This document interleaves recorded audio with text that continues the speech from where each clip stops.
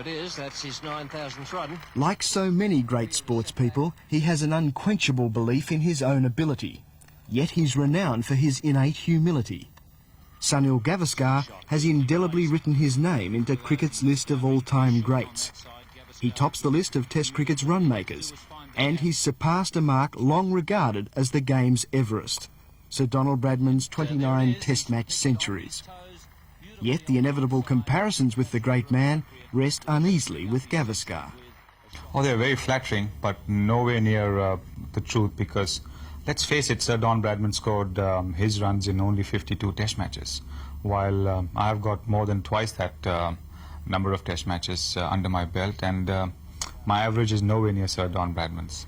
You know, today, if he were to come down to India, even now, I think 30, 40 years after he's given up the game, the streets would be lined up with people just wanting to have a glimpse of the great man. He is revered in India, absolutely revered in India, worshipped. Gavaskar's batting success is built on his remarkable powers of concentration. I think it was something natural, in the sense I could always concentrate in a room full of noise. If I was reading a book, I could read a book without being disturbed. And I think perhaps my reading habits, I really read a lot. I used to read a lot, perhaps is the right word. I think that has helped my concentration a great deal. I don't know, I've not done any special exercise for that. I notice you do have one habit though, the blinkers. How does that help you? Well, I think, you just look straight down the wicket, and when you do that, you say to yourself that just concentrate, just play straight. Because after 100 or after you've lost your concentration, because you might have been trying to play a shot maybe wider of the wicket, and I suppose that's the one way to try and get you to go back to the basic, which is to try and play straight. I come from a cricket-loving family. In fact, well, Bombay is a cricket-loving place, so I think practically everybody over there, loves cricket or has played cricket at some level or the other. With that kind of a background, it was, I think, completely natural for me to get into cricket. My father having played club cricket, he is, I suppose, my oldest critic. He is the one man I go back to if things are going wrong, quite simply for the fact that, he has seen me from school days. And he knows exactly how I used to pick my bat up, how I used to bring it down. So if today I'm making a mistake, he is the one man I go to, because he's the one who has observed, and he'll probably tell me, the exact thing that I'm doing wrong. Although he stands just under 5.5 feet above the crease, Gavaskar managed to blunt the fury of the West Indian fast brigade, and he's regularly dismantled lesser attacks. Not the least impressive aspect of Gavaskar's achievements is that he's amassed his runs batting in the game's most hazardous position, as an opener. I was taught that singles and twos are the lifeblood of cricket, and not everybody can hit boundaries the way some of the champion batsmen do, so try and work hard at it, work hard at your innings. Anywhere in the world, if you cross the 75 yards or whatever, it's still a boundary. Whether it just trickles into the boundary, which is the kind of way I really like, or it is smashed into the boundary where the fielders are standing in their positions, which perhaps is demoralizing to the opposition.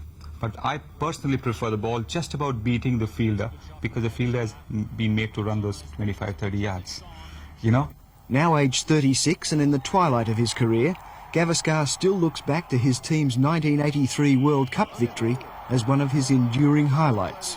It was unbelievable. Having played in that match, I somehow wish I was in India also at that particular stage to see the excitement generated. Because when the match finished, I believe it was exactly midnight or just close to midnight in India. And the moment we won, there was just a tremendous traffic jam in all the streets all over India. And that's out. Yes, it's all over this time. Consistent with his exemplary career, Gavaskar has some lofty ambitions, including a career in politics by some accounts. Rather than getting into politics, if the government of India can give me a specific job to do, whether it is connected with cricket or something else, whereby I'd be able to do something, which I think I might be able to do better, I think that might be a better idea. Because in politics, if you're going to get elected or chosen for Parliament, there are 500 other members of Parliament, and I don't know, as a member of Parliament, whether I'd be able to do anything at all. As a cricketer, my first priority really would be to try and put back into cricket what cricket has given me. So maybe I could get involved into coaching young players or starting an indoor center, which is my dream really, to start an indoor cricket center with all the possible facilities so younger players can come and learn something over there. He takes back to Bombay fond memories of his time in Australia. It's so easy, even on the fence, to talk to somebody. Somebody offers you a beer or maybe a soft drink, although there might be something in that soft drink perhaps. But they do, and I think it's so easy to make friends. The conditions here are perfect. The weather is good all the time, practically all the time. Let me correct that. And the wickets are beautiful to bat on. For the bowlers, there's enough in it earlier on. And for the spinners, so I think you have perfect cricket playing conditions. So it's a great pleasure to play here.